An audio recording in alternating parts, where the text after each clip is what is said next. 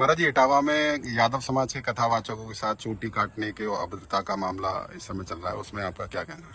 बहुत सारे पत्रकारों का ये मैसेज आया मुझे, बहुत सारे चैनल से मुझे बुलाया गया, पर मैं जातिगत बातों पर, मैं जातियों में नहीं बंधना चाहता। मैं सनातन कार्य के लिए कार्य कर रहा हूं, मैं सभी सनातनियों को जोड़ना चाहता हूं।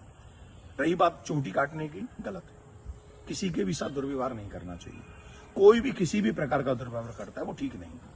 हम तो इसका प्रचार करते हैं, तिलक रखो और चोटी रखो, कलावा बांधो, कंठी पहनो, इसका हम प्रचार करते हैं। रही बात दूसरी कि जो लोग जातियों के लिए, मैंने तो देखा कि एक गांव में घटना घटी और उसमें बड़े बड़े देश के बड़े नामचीन नेता आकर बयान दे रहे हैं और वो जातियों के विरोध में बयान दे रहे हैं और वो वही काम कर रहे हैं जो अंग्रेजों ने किया था।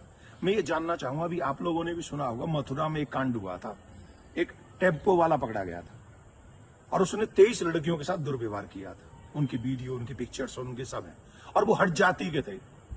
वो बच्चियां जो थी वो हट जाति की थी। तब कहां चले गए ये सारे मर्द? क्या एक पुरुष का मान सम्मान स्त्री के मान सम्मान से ज्यादा है? हम स्त्री के मान सम्मान के लिए क्यों नहीं खड़े हुए? इसका मतलब ये नहीं मैं कह रहा हूं कि पुरुष का अपमान हो जाए तो हो जाए, अपमान किसी का नहीं होना चाहिए। जब लोग मूत्र जिहाद करते हैं, लब जिहाद करते हैं, थूक जिहाद करते हैं, तो वो जब थूकते हैं ना भोजन में, तो इसलिए नहीं थूकते कि ब्राह्मण पंडित जी जैन लेंगे।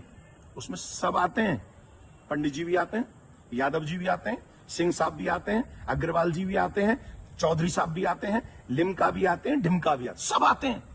वो सबके लिए थूकते हैं, वो सबके लिए मूतते हैं, वो सबकी बहन बेटियों पर नजर रखते हैं।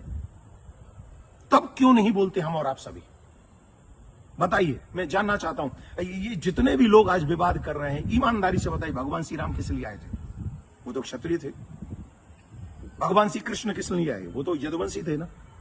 किस लिए आए थे? बताइए मुझे, जरा जवाब दीजिए, जो अपनी अपनी जातियों के जो नेता बने बैठे हैं। मैं जानना चाहता हूं आपसे, जितने भी अवतार तुम्हारे सनातन में जिन पुराणों के अनुसार हुए, जिन पुराणों के अनुसार तुम अपने आप को हिंदू लिखते हो,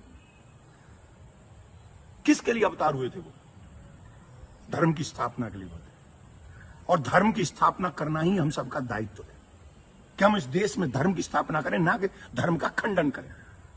हम सबको चाहिए कि एक साथ रहकर अपने धर्म का सम्मान करें, अपने धर्म को बढ़ाएं, अपने देश को बचाएं। ये हम लोगों की ड्यूटी होनी चाहिए। और जितने भी यदुवंशी सुन रहे हैं ना, my dear, listen to me. निश्चित तौर पे मेरा जन्म जो है ब्राह्मण कुल में हुआ है, लेकिन आपको एक और बात बता दूं, यदुवंशी मेरे हैं सब। पूछिए कैसे? भगवान श्री कृष्ण का नामकरण जिन ऋषि ने किया था, गर्गः पुरोहितो राजन यदु नाम सुमहातप, मैं गर्गाचार्य जी का वंशज हूं। क्या मैं आपका बुरा चाहूंगा? क्या मैं जाटवों का बुरा चाहूंगा? मैं चौधरियों का बुरा चाहूंगा? मैं बनियाओं का बुरा चाहूंगा? किसी का बुरा नहीं चाहता। मैं आप सबका भला चाहता हूं और इस देश का भला चाहता हूं। अगर आपको ईमानदारी से अपने इष्ट में निष्ठा है, राम में, कृष्ण में, परशुराम में, हनुमान में, देवी में, देवता में, तो आप शास्त्रों के बताए हुए मार्ग पर चलिए और धर्म का पालन कीजिए और उन विधर्मियों से लड़ने के लिए तैयार हो जाइए जो हमारे देश में जाति का जहर खोलकर, कई बड़े बड़े नेता हैं, जाति के नाम पे कूद पड़े, बस चुनाव की सभाओं में बोल रहे हैं, चुनाव की एक कथा, अरे तुम्हारा इस नाम पे वोट लोगे? लेकिन महाराज जी, सवाल ये आ रहा है कि ब्राह्मणों के अलावा और कोई समाज का व्यक्ति कथा कर सकता है कि नहीं कर सकता? क्यों नहीं कर सकता भाई? कथा प्रवचन कहीं भी करे। हम अपने बच्चों को कहानियां सुनाते हैं, कथा सुनाते हैं, क्या बुराई है? हर एक जाति के व्यक्ति, मम्मी पापा, दादी दादा, नानी नाना तो अपनी ही जाति के होंगे ना। कहानी सुनाए, कथा सुनाए, कोई बुराई नहीं है। लेकिन व्यासपीठ पर बैठ के सप्ताह करना, देखिए उसकी विधा, हम शास्त्रों की बात करेंगे। यहां मैं अपनी बात नहीं करूंगा। मैं ब्राह्मण कुल में मेरा जन्म हुआ है, लेकिन कितने ऐसे कार्य हैं जो मैं खुद नहीं करता। जैसे यज्ञ कराना मैं नहीं करता, क्योंकि उसमें मेरी नॉलेज नहीं है। वो विवाह कराना, वो मैं कार्य नहीं करता। अंतिम संस्कार में भी, जो 16 संस्कारों में से एक है, मैं वो नहीं करता। जो चीज मेरे हाथ में नहीं है वो मैं नहीं कर सकता, और जो मेरे हाथ में है वो मैं कर सकता हूं। जब हम भागवत करते हैं, एक अनुष्ठान करते हैं, अनुष्ठान को अनुष्ठान रहने दीजिए। सत्संग, प्रवचन, रामायण इत्यादि हम सब करें, कौन रोकने वाला है? और कितने ऐसे लोग हैं जो ब्राह्मण नहीं, वो भी कथा कर रहे हैं। हमारे यहाँ तो मुस्लिम भी राम कथा करके गए हैं और हमने उनको स्वीकार किया। रसखान को हमने स्वीकार किया है, रसखान के पद हम लोग गाते हैं। तो इसमें जाति के चक्कर मत पड़िए, जाति बंधन मत फैलाइए। मैं हाथ जोड़ के प्रार्थना करता हूं, आइए हम सब एक हों, सनातन देश और धर्म और आने वाली पीढ़ी को बचाएं। यही हमारा दायित्व है। जय श्री राम। लेकिन महाराज जी एक सवाल और कि उनपे आरोप लग रहा है कि छेड़छाड़ की उस घटना में शामिल पाई गई। देखिए, न तो ये काम देवकी नंदन का है और न काम ये अखिलेश जी का और तेज प्रताप जी का है।